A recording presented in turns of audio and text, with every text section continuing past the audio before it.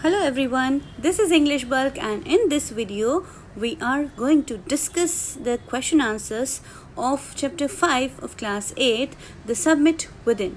But let us first know about the persona in this chapter, some key points about this chapter. The persona is the author who has written the chapter, Major Haripal Singh Ahluwalia. So, Major Haripal Singh Ahluwalia was an Indian mountaineer, author, social rights worker and a retired Indian army officer. And he is the one of the 6 Indian men and the 21st man in the world to climb Mount Everest. So without wasting much time, we will start with the question answers of the chapter. तो first हमारी comprehension check exercise है. So we have some options are given and we have to just find out the correct option. First is standing on Everest the writer was jubilant and sad is the correct answer. Everest पर जब चढ़ाई कर चुके थे, submit कर चुके थे HPS Ahluwalia, तो उनका जो एक्सप्रेशन था, उनका जो अंदर जो फीलिंग्स थी वो थी जुबिलेंट और sad. Next, the jubilant means happy, very happy with the victory. Second, the emotion that gripped him was one of the humility and a sense of smallness. और कौन सा इमोशन था जो उन्हें टाइट पकड़े हुए था, ग्रिप किया हुआ था? वो था humility.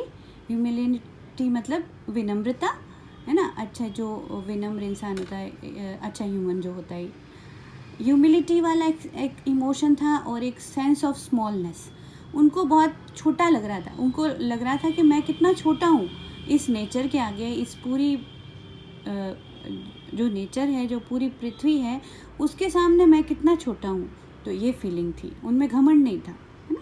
Next we have the summit of mind refers to. So here we have to mark those items. We have 6 sentences are given. 6 हमको options दिए हुए हैं.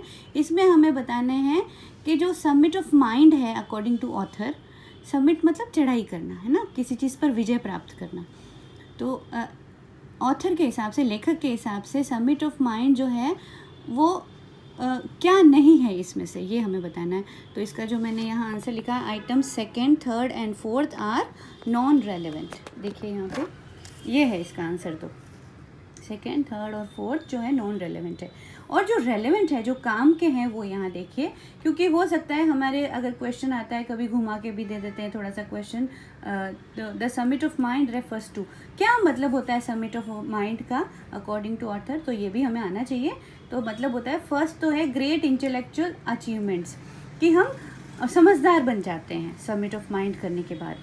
5th है जो रेलेवेंट था, the triumph of mind over worldly pleasures of the world.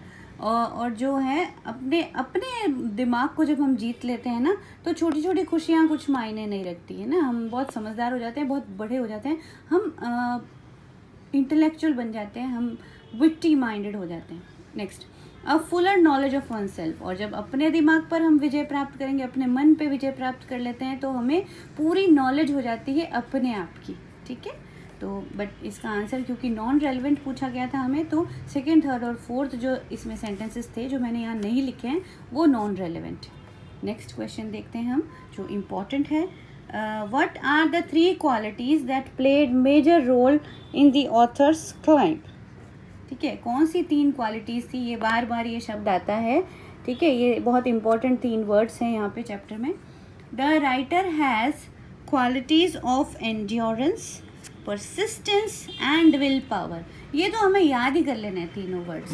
ठीक है, the writer has qualities of endurance, persistence and will power that played a major role in his climb.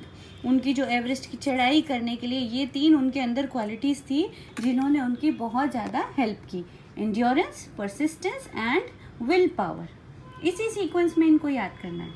Next देखें, why is adventure which is risky also and pleasurable also. ऐसा कौन सा adventure है जो जिसमें जोखिम है और खुशी भी है. तो एवरी एडवेंचर इज़ रिस्की. हमारी लाइफ में कुछ भी एडवेंचर हम करते हैं तो वो रिस्की होता है. ठीक है. Yet people find pleasure in it, लेकिन लोगों को उसमें खुशी मिलती है जब उस रिस्क को वो कंप्लीट कर लेते हैं, उस रिस्क से वो उभर के आ जाते हैं. जो जोखिम होते हैं, जैसे अब मान लेते हैं कोई साइकिल सीख रहा है तो रिस्क है ना, उसको नहीं आता चलाना तो कैसे बैलेंस करेगा, गिर जाएगा. गिरते भी हैं लोग, लेकिन जब वो सीख जाते हैं तो एक अलग ही हैप्पीनेस होती है, फिर वो कभी भूलते नहीं उस चीज़ को. ठीक है, तो जो भी एडवेंचर होता है लाइफ में वो रिस्की होता है, लेकिन yet people find pleasure in it, लेकिन लोगों को उसमें खुशी मिलती है रिस्क लेकर. It is so because it gives them satisfaction, क्योंकि उससे उनमें संतुष्टि आती है, और physical, emotional as well as spiritual level. तो सेटिस्फैक्शन किस चीज़ का आता है? फिजिकल सेटिस्फैक्शन, इमोशनल सेटिस्फैक्शन और साथ ही साथ स्पिरिचुअल भी. मतलब उनके शरीर को तो अच्छा लगता ही है, उनकी जो फीलिंग्स हैं, इमोशंस है, उसमें भी अच्छा लगता है, और उनकी स्पिरिट, उनकी आत्मा को भी अच्छा लगता है. ठीक है, तो every adventure is risky yet people find pleasure in it. It is so because it gives them a satisfaction on physical, emotional as well as spiritual level. ठीक है, नेक्स्ट हम चलते हैं हमारा जो next question. Okay, so what is the question we have? What was it about Mount Everest that the author found irresistible? ऐसी क्या चीज़ थी माउंट एवरेस्ट के अंदर जिसकी वजह से जो राइटर है अपने आप को उधर जाने से, उस पर चढ़ने से रोक नहीं पाए? आंसर है हमारा माउंट एवरेस्ट जो है वो बाय इट्स ब्यूटी, एक तो बहुत सुंदर है. अलोफनेस मतलब एकदम अलग से है ना, पूरी जो भीड़ भाड़ से बिल्कुल अलग है. माइट मतलब बड़ा महान है. रेगनेस मीन्स कठोरता, जो बहुत कठोर है, वो सॉलिड है एकदम, है ना. माउंट एवरेस्ट माउंटेन है तो सॉलिड ही होगा. And difficulties encountered on the way drew the author to it. और जो परेशानियां होती हैं, जो रिस्क होते हैं रास्ते में, इसकी वजह से ऑथर जो है उसकी तरफ खींचा जा रहा था. It posed a challenge to him. ऐसा लगता था जैसे वो ऐसे पोज में खड़ा है, ऐसे पोज में खड़ा है माउंट एवरेस्ट के लेखक को चैलेंज कर रहा है कि आ जाओ, क्या तुम मुझ पे चढ़ सकते हो, सबमिट कर सकते हो. The challenge is irresistible. That the challenge he found the challenge, उसको वो चैलेंज जो है वो उसको इररेसिस्टिबल लग रहा था, उसे रोक नहीं पा रहा था. तो आंसर फिर से पढ़ते हैं एक बार. Mount Everest by its beauty, aloofness, might, ruggedness and the difficulties encountered on the way drew the author to it. It posed a challenge to him. He found the challenge irresistible. तो मेरे साथ साथ आपको बोलना है answer. ठीक है, pause करके वीडियो और साथ साथ बोलें, याद करें इसे. नेक्स्ट क्वेश्चन हमारा. One does not do it. Climb a high peak for fame alone. What does on do it for really? One do it for really. One है यहाँ पे ना, मैंने इसको on लिख दिया है. Okay. So one does not do it. कोई इसको नहीं करेगा for fame. सिर्फ फेमस होने के लिए नहीं करेगा. किसको? Climbing a high peak. किसी माउंटेन के ऊपर चढ़ना, इसको कोई सिर्फ फेमस होने के लिए नहीं करता है. What does one do it? तो फिर वो क्यों करता है इसको, ये बताना है हमें according to author. सो कॉन्क्वेरिंग मतलब जीतना.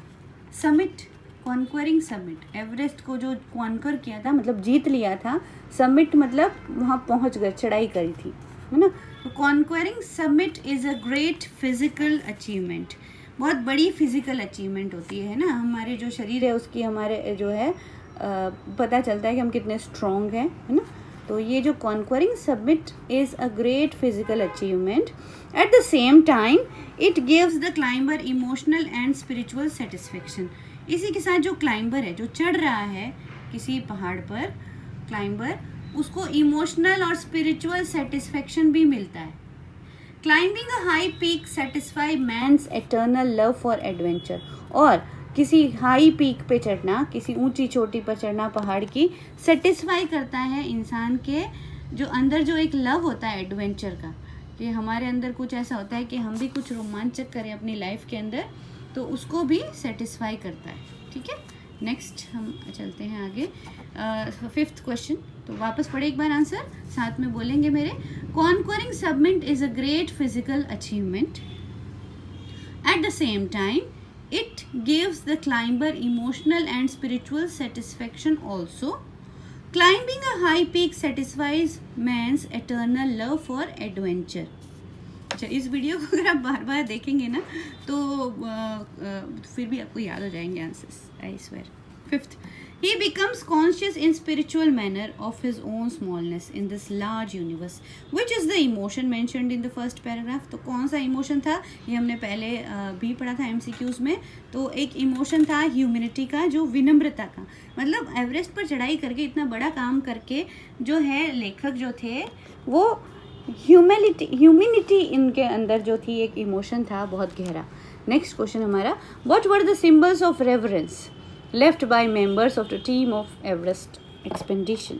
इसमें जो लोग गए थे उनके साथ, मेजर HPS अहलूवालिया के साथ, उन्होंने वहाँ पे क्या क्या जो है कुछ सिंबल्स रख दिए थे वहाँ पे रेवरेंस के, मतलब कुछ टोकन्स, कुछ ऐसी चीज़ें, निशानियाँ अपनी छोड़ के आए थे. तो उनमें था, अब the members of the team left the following symbols of reverence on mount Everest. ये चीज़ें थी. ये तो क्वेश्चन में से था यहाँ तक. A picture of Guru Nanak Dev की एक तस्वीर, पिक्चर ऑफ गॉडेस दुर्गा माँ की तस्वीर, और एक रेलिक ऑफ बुद्ध, और महात्मा बुद्ध का भी कुछ अवशेष वहाँ पे, कुछ सिंबल कुछ वहाँ पे छोड़ के आए थे. नेक्स्ट क्वेश्चन हमारा, what according to writer did his experience as an Everester teach him. तो जो लेखक का जो एक्सपीरियंस था, जो अनुभव था, उसने उसको क्या सिखाया. इंपॉर्टेंट क्वेश्चन है ये. Answer, the writer's experience taught him. Teach का पास्ट टेंस है ना, टॉट. ठीक है, यहाँ टीच है तो आंसर में टॉट हो जाएगा. रिमेंबर दिस थिंग ना. The writer's experience taught him the sense of inspiration, कि उनको कुछ उससे भी प्रेरणा मिली, इंस्पिरेशन मिली. To face the difficulties with strong determination, ताकि वो जो कुछ डिफ़िकल्टीज़ है, जो परेशानियां हैं उनके जीवन में कभी भी आ जाए तो उनको दृढ़ निश्चय के साथ उसको फेस करना है, किसी भी परेशानी को मुकाबला करना है उसका, है ना, स्ट्रॉन्ग डिटर्मिनेशन के साथ. It also taught him to look within, और ये भी सिखाया कि पहले अपने अंदर झांक के देखो, किसी भी काम को करने से पहले या किसी के लिए कुछ बोलने से पहले कि हम क्या है ये देखें हम. The writer's experience taught him the sense of inspiration to face the difficulties with strong determination. It also taught him to look within. Okay, next है, write a sentence against each of the following. अच्छा, हमें कुछ statements दिए हुए हैं, उनके आगे हमें चैप्टर में से कुछ लिखने हैं जो इनका मतलब सेम हो. फर्स्ट पॉइंट है हमारा, the experience changes you completely. One who has been to mountains is never the same again.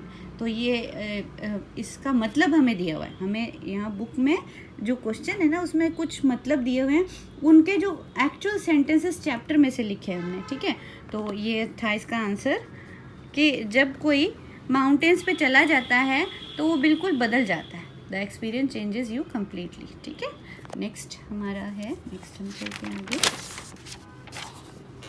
Okay, a man takes delight in overcoming obstacles, कि इंसान को बहुत खुशी मिलती है, डिलाइट होता है, वो बहुत खुश प्रफुल्लित होता है जब वो किसी परेशानी को ओवरकम कर लेता है, जीत लेता है, अपनी किसी परेशानी को हरा देता है अपने आगे.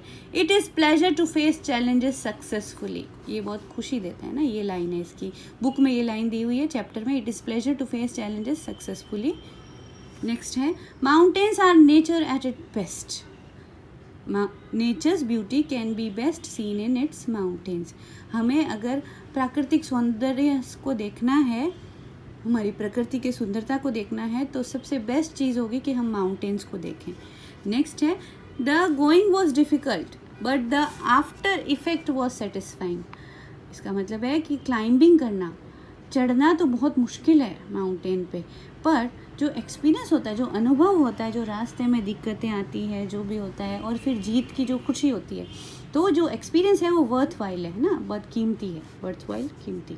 Next, the physical conquest of a mountain is really a spiritual experience.